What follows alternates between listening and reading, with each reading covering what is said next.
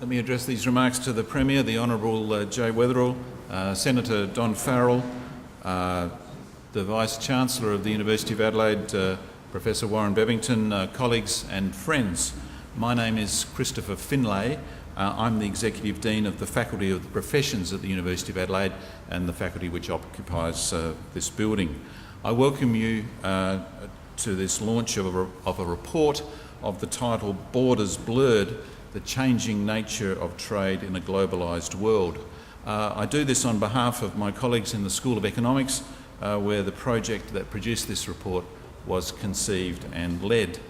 I wish to acknowledge the Kaurna people, the original custodians of the Adelaide Plains and the land on which the University of Adelaide's campuses at North Terrace, at Waite, Thebarton and Roseworthy are built.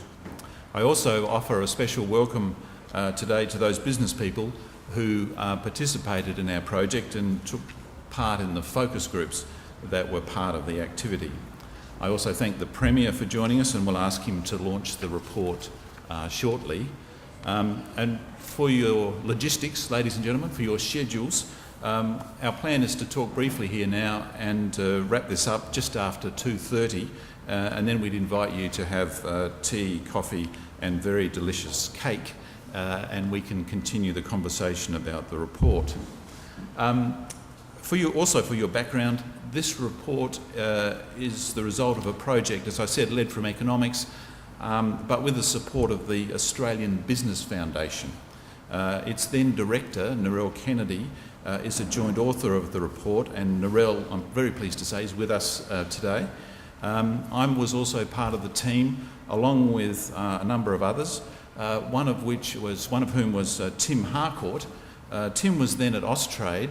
Now he's at the University of New South Wales, but he's also advising the Premier and the government on its international strategy.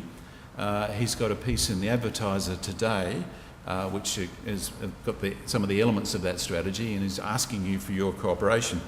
Tim would have loved, great lover of an occasion as he is, Tim would have loved to have been here today, but of course he's not in Australia, he's the airport economist, so he's in Canada. Tim's also a well-known graduate of this university. Another contributor is another graduate of this university who's now regarded as Australia's foremost expert on productivity analysis, and that's Dean Parham. Dean's a senior executive at the Productivity Commission. And the other member of our team is Faqin Lin. Faqin's here today. He's just wrapped up his PhD with us. He's about to join a prestigious university in Beijing. Our interest in this project was what drives exporters and how does exporting drive their performance, and I want to explain just in a few minutes later some of the key points from the report. And later, after we wrap this up, Narelle, Faqin and I will be very happy to talk to you further about the document. But first of all, let me ask the Premier to launch the report here in South Australia. Premier, thank you very much.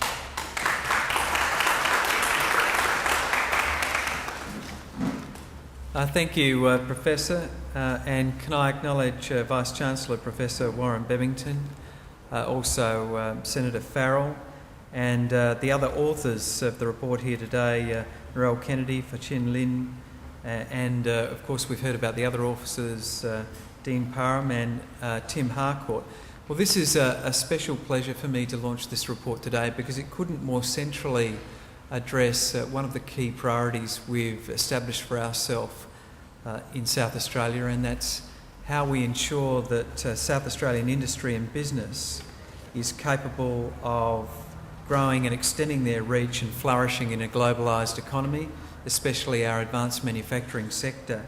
The second great pleasure is that one of the co-authors, as the Professor has just acknowledged, is Tim Harcourt, whom I've recently appointed as the State Government's Special Advisor on International Engagement.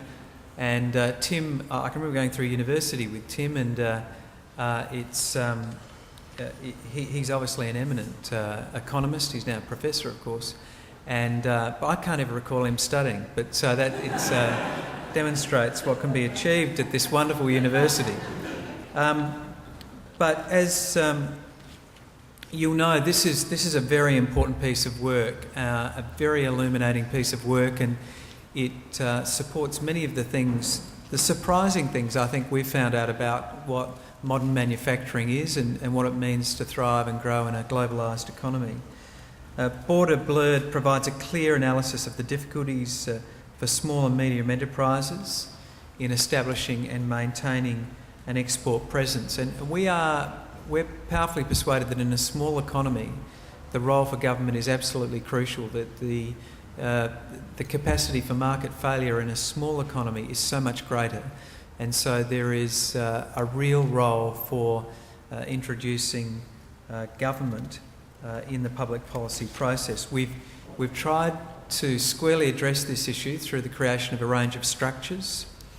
The first is the establishment of a new agency, the Department of Manufacturing, Innovation, Trade, Resources and Energy, to bring all of those endeavours together in the one agency. This is, and of course, the establishment of the priority, one of our 7 priorities of advanced manufacturing. We know that there are a range of mechanisms that have been developed by both the Australian Government and the South Australian Governments. A good example of a federal government program is the Trade Start program, one of the key vehicles for Austrade to deliver trade development services to small and regional businesses. Trade Start is actually delivered through partner organisations, and it's had a very important impact in South Australia. In 2011-12, more than 200 South Australian businesses were assisted with export sales of more than $16 million. Another program that has been established is the Gateway Business Program, which helps South Australian businesses become export ready before they enter international markets. And 5 rounds of the Gateway have been assessed. Grants of more than $625,000 have been offered to 36 small and medium enterprises. We are persuaded that simply enhancing productivity and increasing exports is, in a sense, the old model.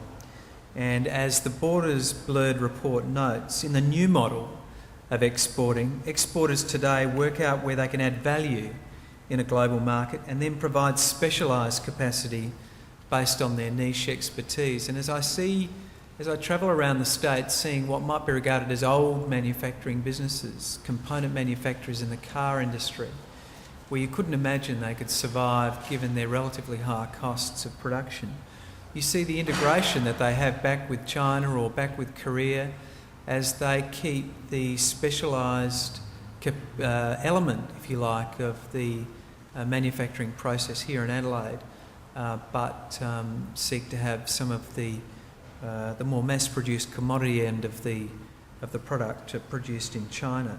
So this new model concept focuses on international market opportunities and how we capture value in South Australia. And this describes, in effect, our approach to transforming the manufacturing sector that we're seeking to develop here in South Australia. As I said, we've identified it as one of the 7 key things that are going to make the most difference to South Australia in the coming decades. But we know that this is easier said than done. The transition from an old to an advanced manufacturing sector really needs to adopt a different mindset, which will be informed by the sort of thinking that exists in this paper. We know that for it to flourish, ways have to be found to embed what we can do best in South Australia into the value chain of the world economy. Another key concept which is explored in the report is that business boundaries are blurring, and this reinforces the input that we've received to our manufacturing strategy by the former thinker in residence, Professor Goran Ruz, who emphasises that manufacturing means more than just making things now. These days, it refers to the concept, design, production, distribution, use and service of products and so on. So it's a much bigger idea than just the production of some goods that are then exported overseas. So manufacturing today is about finding and supplying solutions. The future of manufacturing is very much aligned to the recommendations in this report. the need for innovation, the need to identify what customers want, to adapt and suit their demands, the need to focus within Australia about what we do best and distribute other functions around the world. Innovative advanced manufacturing capabilities will be essential for us to realise the benefits of the mineral and resources energy boom, another of our critical focus for South Australia's future. We're persuaded that we could simply become a quarry where things are dug up and sent out.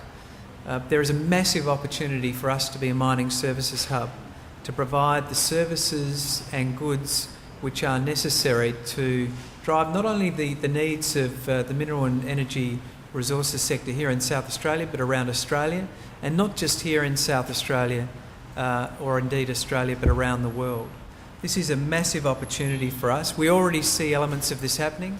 Just out in Burton, in the northern suburbs, there is a desalination and wastewater plant company, makes small kit desal and wastewater plants for mining projects. It supplies projects all around South Australia, all around Australia and around the world. And it has as many scientists on staff as it has tradesmen, and it has no trouble at all competing with a high Australian dollar. It competes on value and quality of service. That's the future for advanced manufacturing in this state and indeed in this nation. The report also makes some important observations about the way in which supply chains reinforce the future of manufacturing, which in turn I think vindicates the action we took to secure the future of General Motors in South Australia. In keeping General Motors here, we've ensured that we position the state's automotive sector within GM's global supply chain to retain high-tech platforms for other industries as part of their global supply chains. And across our economy, businesses are taking that constant competitiveness search approach referred to in the report, identifying what customers require, then adapting systems and practices to meet these requirements. So we think this report really does assist us and resonates very powerfully with the objectives we've set for this government. I'd like to thank very much the authors for their work.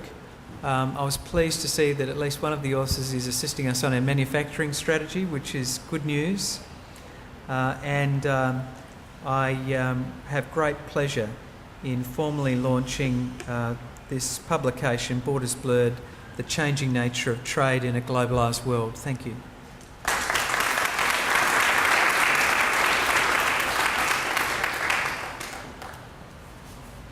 Thanks very much, Premier, for your remarks and your perspective on our work. Let me add some observations from the author team about what we saw as some of the key points here. And I think when we did the work, the important context was those of our times in which there's very fierce pressure for adjustment on all Australian businesses outside the resources sector. And Ken Henry talked about this recently in a speech when he called on Australian business to look at itself differently. He said that, yes, some of the productivity and participation enhancing initiatives that are being proposed in the present debate would be good for structural adjustment, but he went on to say that he'd endorse especially those initiatives that target a more efficient usage of intermediate goods and services in transport, logistics and sourcing. And he said it was very important to explore opportunities that these days is usually referred to as offshoring. And that's our story in this report. The successful firms are doing that in a variety of ways, and we think this is a positive story in these challenging times for business, but that it also offers a perspective for governments as well. The Premier's done an excellent job of outlining some of the core messages in the report and the way that business is reorganising itself, the value of focusing on high-value services, retaining those in Australia, and looking at the supply chain as a whole, connecting up to the rest of the world, and doing that in a bunch of different ways. Could be foreign investment, could be simply outsourcing, could be a variety of collaboration and joint ventures. And that's why we talk about there being a blurred distinction now between export markets and domestic markets, because these things are really joined up and integrated with each other. The other point we stress is that this is a two-way business. The successful exporters these days are also importers of goods and services. They bring things in, they get things from the rest of the world, they add value, it goes out again.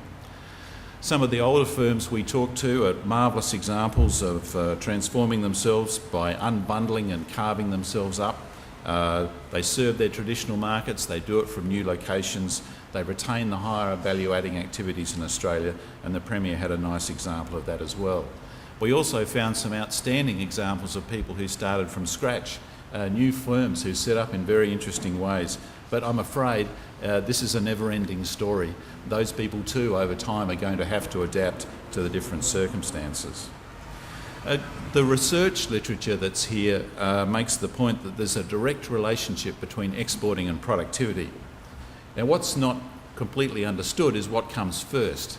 Is it high productivity leads to firms being more successful in exporting, or is it that exporting leads to experience which adds to productivity?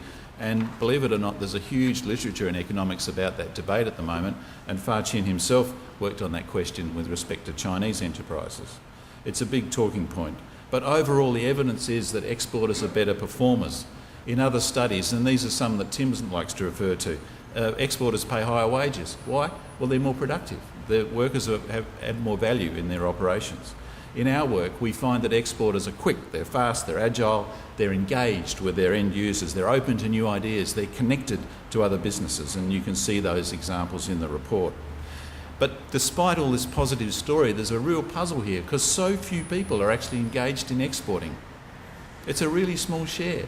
You know, in the ABS data that's just come out, it's like 8%. And you'd have thought, you know, global economy open to the world, that a whole bunch of people would be into export. They're not. They're not. Why is that? Well, it's not straightforward. To get into exporting, there's a lot of setup, a lot of things you have to do. If things go bad, you don't get the money back, so it's a risky investment. And that's I think, one explanation of why there's this association with productivity. There has to be a commitment to be successful and sustained. There has to be an investment. Exporters have to be more productive in order to recover that investment. And to that point, we add the observation that the sorts of restructuring, reorganising the business that we talk about in our report, they're all part of that strategy, part of that productivity-raising activity. The Premier talked and had nice examples of these events in the manufacturing enterprises, and that's where this sort of story is usually talked about. You also referred to services firms, and it's really important not to forget them, because they're going through, according to our experience in this report, the same sort of process. It's really interesting to talk to services people these days, and they think in these supply chain terms as well. Now, I think this is a conversation that, if we look at ourselves, we're one of the biggest exporters in South Australia, and we'll be going through this same conversation in the university about how we organise our international business and where we do various things. So what are the messages for governments? Let me close with this, and I've got 5 quick observations. Number 1, innovation is not just technology. It depends on the experience and the capacity to think differently and critically and laterally about the ways of doing business. Innovation is also about organisation. And since we are in the Faculty of the Professions, we are in the home of the Business School, we are in the home of economics, this is a challenge that we stand ready to respond to. We think our students should have those attributes of having that capacity. And as I said, we ourselves in our own business, if my colleagues will let me call it a business, I know there's resistance to that sometimes, but it's helpful to think about it as a business occasionally. We're thinking about these things in the very same frame. So that's point number 1, innovation is organisation. Point number 2, you've got to be able to let these guys adjust internally. It's very important to remove any unnecessary regulatory restrictions on the way they go about their business. They've got to have the portfolio open to them. Thirdly, there's a new focus in trade policy, and rightly so. It's about the behind-the-border measures. They're really important for exporters because they add 2 things to exporting. These are all the regulatory arrangements and standardisation and things that you confronted in export markets. They add 2 things, uncertainty and cost. and they're a real negative for getting into exports. They're a real negative for getting into exports. I'll explain what's happening here in a moment. This, talking of intelligence and the ability to adjust, this very fine building is a very intelligent one. And as the temperature changes, Deputy Vice-Chancellor, as the temperature changes, Pascal Cuesta, my Deputy Vice-Chancellor, was the conceived of this structure, and the idea is that as temperatures change inside and outside, then the vents shift and automatically adjust. So the building is an embodiment of what the intelligent system that we're looking for people to... yeah, if we could do it more quietly, it would be even better. This shift you do see this shift in regional cooperation structures like APEC. This is core business now, and rightly so, the behind the border issues. That's the third point. The fourth point is, don't forget the imports. The successful exporters are involved in two-way transactions. So the most successful of them are also importers. They know their place in the chain. They can shift along it as competitiveness changes in their suppliers and amongst themselves. And finally, it's really important to think about the costs of exporting. It's really important not to add unnecessarily to those costs. This might be regulatory processes which we might regard as benign. It also means reforming policy which adds to the costs of things like transport and communications.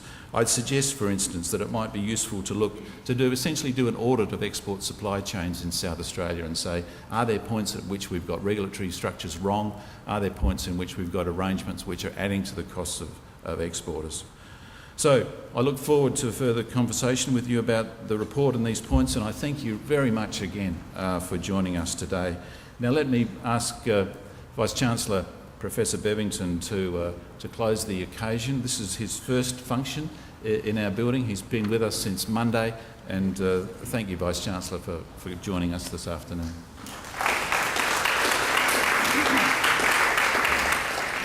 Thank you, Chris.